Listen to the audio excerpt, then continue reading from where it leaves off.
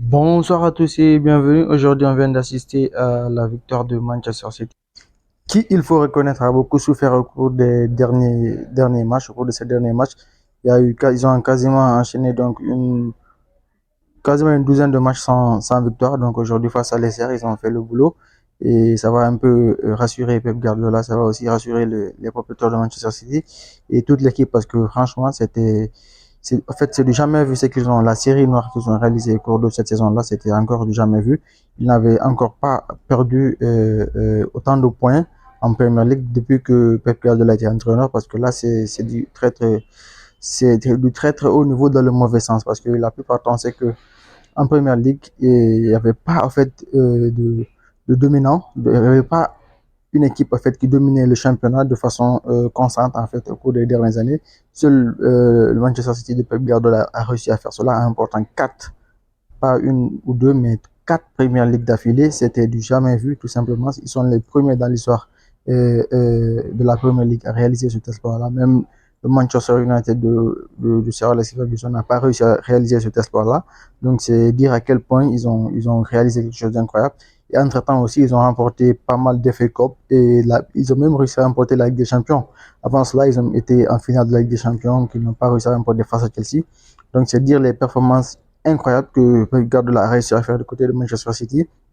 Mais au cours de cette saison-là, malgré le fait qu'il ait les mêmes joueurs quasiment, mais il n'a pas réussi en fait à remporter des matchs. Il n'a pas réussi donc à ressortir le niveau de jeu qu'il a eu donc avec Manchester City au cours des dernières saisons, surtout depuis que Rodri a eu son ballon d'or. C'est là que la série noire a commencé. C'est c'est- c'est allé au tel point que certains fans de Manchester City ont pensé que Vinicius ou Richarlison donc acheté un sort au club, tellement que vraiment la série noire était pesante pour eux, parce que vraiment ils n'avaient jamais connu cela. Pep Guardiola aussi, dans son histoire, partout où il est passé, que ce soit en Espagne, en Bundesliga, il n'avait jamais fait une telle série noire. Mais là maintenant, avec cette victoire face à Leicester, on sent que ça va leur redonner confiance pour la suite de la saison, parce qu'il faut dire qu'ils sont très mal placés actuellement, que ce soit en Première Ligue ou en Ligue des Champions. En Première Ligue, ils sont déjà cinquième, donc ce qui est assez très moyen même pour un club de ce niveau-là.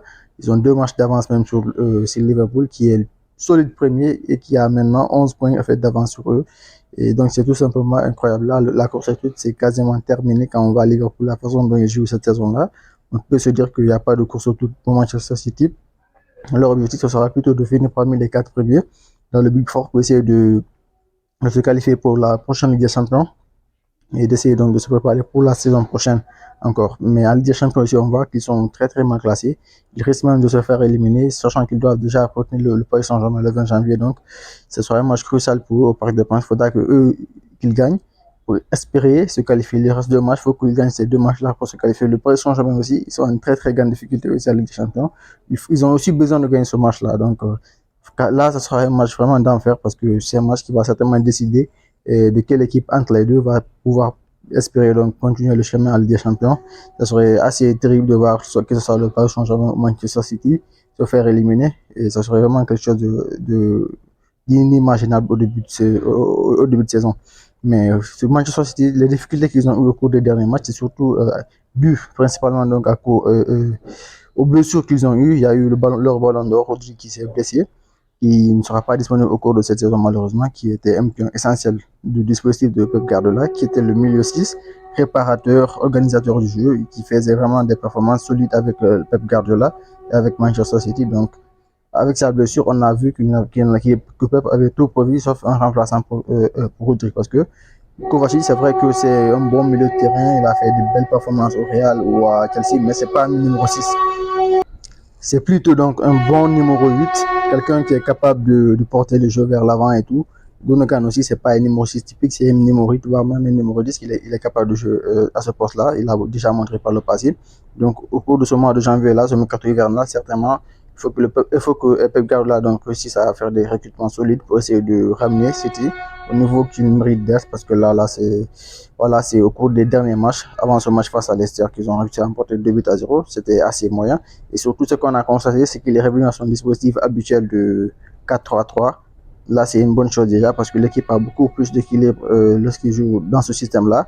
que le 3 et 4-2-1 qu'il a l'habitude de mettre en phase offensive et 4-3-3 en phase défensive. Parce que défensivement aussi, il y a beaucoup de carences. Il n'y a pas de latéral gauche de métier. Et au niveau de la défense centrale, c'est assez fébrile aussi. Donc, il faudra qu'il fasse des recrutements aussi pour essayer de combler ces trous-là. Et je pense qu'après cela, Manchester City seront compétitifs parce qu'il y a toujours des joueurs merveilleux dans ce club-là. C'est tout en ce qui concerne le débrief d'aujourd'hui. Laisse savoir si tu as pensé de ce sujet-là dans les commentaires. Et bon temps à la prochaine. Ciao.